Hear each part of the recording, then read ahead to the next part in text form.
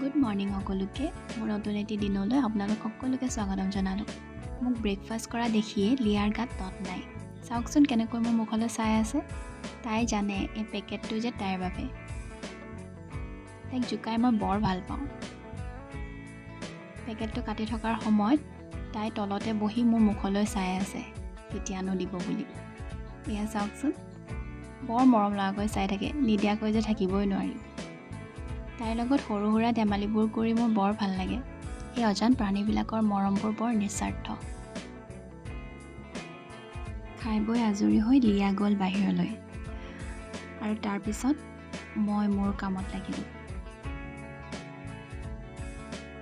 কামৰ মাজে মাজে মই মাৰ্চমেলো খাই খাই পেকেটটো শেষ কৰি পেলালোঁ। মই ইনডোৰ প্লেণ্ট বৰ ভাল পাওঁ। অলপ অলপ পানী চবতে দি ধুনীয়াকৈ সজাই দিলোঁ। তাৰপিছত চাওক, আমাৰ লিয়াই টোপনি মাৰিবলৈ ইয়াতে যো জা কৰিছে।